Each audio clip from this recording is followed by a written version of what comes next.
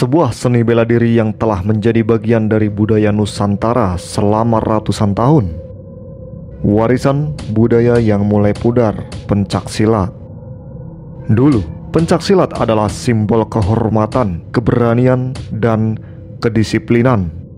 Para pendekar silat dihormati bukan hanya karena kekuatan fisiknya, tetapi juga karena nilai moral dan kebijaksanaan yang mereka junjung tinggi. Namun, ketika kita melihat berita di televisi dan media sosial, apa yang terjadi dengan pencaksilat? Alih-alih menjadi kebanggaan, pencaksilat kini lebih sering dikaitkan dengan kekerasan, tawuran antar perguruan, dan penyalahgunaan ilmu bela diri untuk kepentingan pribadi. Mengapa warisan budaya ini kehilangan jati dirinya? Bagaimana kita bisa mengembalikan pencaksilat sebagai simbol kehormatan dan kebanggaan Indonesia? Tolong subscribe channel ini dulu dan mari kita lanjut bahas. Isu yang beredar di media sosial, silat berubah menjadi simbol kekerasan. Jika kita melihat dari berbagai platform media sosial seperti TikTok, Facebook, YouTube, Instagram, dan yang lainnya, kita akan menemukan banyak video viral yang memperlihatkan sisi gelap pencaksilat, seperti tawuran antar perguruan yang menimbulkan korban jiwa, aksi brutal yang tidak mencerminkan ajaran silat sejati, serta pencaksilat dijadikan alat untuk ajang pamer kekuatan dan intimidasi. Alih-alih menjadi warisan budaya yang dihormati, pencaksilat kini sering dianggap sebagai sumber konflik. Bagaimana ini bisa terjadi? Padahal, zaman dulu, seni bela diri yang dibanggakan dunia, salah satunya adalah pencaksilat. Sebelum kita membahas sisi gelapnya, kita harus ingat bahwa pencaksilat adalah salah satu warisan budaya Indonesia yang telah mendunia, yang mana telah diakui oleh UNESCO sebagai warisan budaya tak benda dunia. Tepatnya pada tahun 2019, UNESCO resmi mengakui pencaksilat sebagai bagian dari warisan budaya dunia. Ini membuktikan bahwa pencaksilat bukan sekedar bela diri, tetapi juga bagian dari identitas bangsa.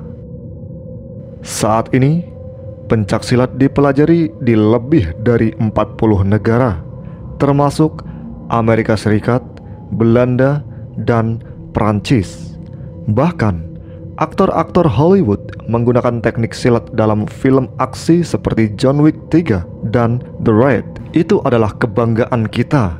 Selain tampilnya pencaksilat di ajang internasional, pencaksilat juga sebagai filosofi hidup. Lebih dari sekedar teknik bertarung, pencaksilat mengajarkan nilai-nilai kehidupan seperti kesabaran dan pengendalian diri, menghormati lawan dan tidak semena-mena, membangun kedisiplinan dan percaya diri. Namun, semua nilai luhur ini mulai terkikis oleh berbagai penyalahgunaan di era modern sekarang ini. Pencaksilat sekarang dari bela diri jadi ajang tawuran. Sayangnya, ini harus kita akui. Faktanya, pencaksilat kini justru sering dikaitkan dengan aksi kekerasan. Perguruan silat yang saling bermusuhan di berbagai daerah, terutama di Jawa dan Sumatera, terjadi banyak konflik antar perguruan pencaksilat. Tawuran massal yang menyebabkan korban jiwa, saling serang antar anggota perguruan hanya karena perbedaan afiliasi, serta balas dendam yang terus berulang tanpa penyelesaian.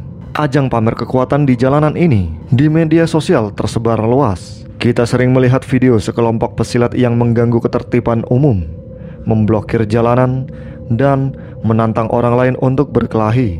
Hal tersebut berhubungan dengan penyalahgunaan ilmu bela diri untuk kejahatan. Banyak kasus kriminal melibatkan orang-orang yang memiliki latar belakang pencaksilat, mulai dari premanisme, pemerasan, hingga penganiayaan. Apakah ini warisan yang ingin kita teruskan? Apa yang salah? Kenapa pencaksilat bisa kehilangan jati dirinya? Ada beberapa faktor yang menyebabkan pencaksilat kehilangan arah, seperti kurangnya pendidikan moral dalam perguruan silat. Dulu, seorang pesilat sejati tidak hanya dilatih fisiknya, tetapi juga mental dan moralnya. Namun, banyak perguruan sekarang hanya fokus pada teknik bertarung tanpa menanamkan nilai-nilai luhur pencaksilat. Persaingan antar perguruan yang tidak sehat, alih-alih mempererat persaudaraan, begitu banyak perguruan silat justru memupuk rasa persaingan yang berlebihan. Akibatnya, banyak murid yang merasa lebih hebat daripada yang lain, dan akhirnya mudah terprovokasi. Selain itu, dengan adanya media sosial, Pengaruh media sosial yang buruk di era digital sekarang ini, banyak anak muda yang lebih suka pamer kekuatan di media sosial daripada belajar esensi sebenarnya dari pencaksilat. Dan faktor terakhir, karena kurangnya pengawasan dari pemerintah dan organisasi silat.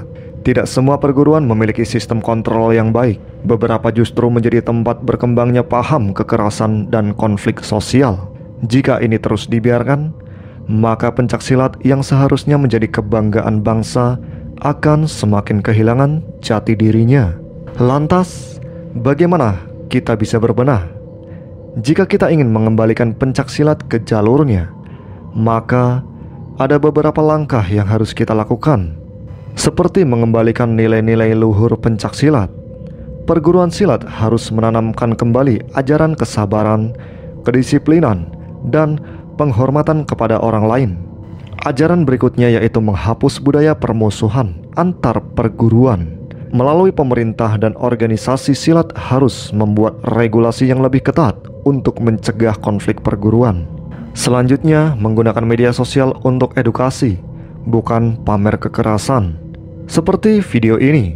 Melalui channel ini, alih-alih menyebarkan video tawuran, kita harus mulai memviralkan kembali nilai positif pencaksilat, seperti keindahan gerakannya dan filosofi hidupnya. Dan yang terakhir, mengadakan kompetisi yang lebih sehat dan profesional. Pemerintah dan organisasi pencaksilat bisa mengadakan lebih banyak turnamen nasional dan internasional, agar pesilat fokus pada prestasi dan bukan permusuhan. Itu adalah beberapa cara yang mungkin tersirat dalam jurnal yang telah channel ini buat. Apakah ada solusi lain? Jangan lupa ditulis di kolom komentar. Mari kita bangga dan lestarikan pencaksilat dengan cara yang benar. Pencaksilat adalah seni bela diri yang telah membawa nama Indonesia ke dunia internasional. Namun, kita tidak boleh menutup mata bahwa ada sisi gelap yang harus kita segera benahi. Saatnya kita mengembalikan pencaksilat ke jati dirinya yang sebenarnya, sebagai seni bela diri yang mendidik dan berbudaya, sebagai warisan yang harus dilestarikan dengan penuh rasa hormat, sebagai simbol keberanian dan kehormatan, bukan kekerasan ataupun permusuhan.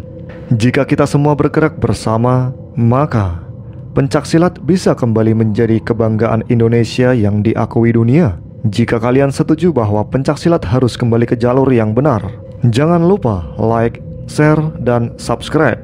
Mari kita tunjukkan bahwa pencaksilat adalah warisan leluhur yang harus kita banggakan, bukan disalahgunakan.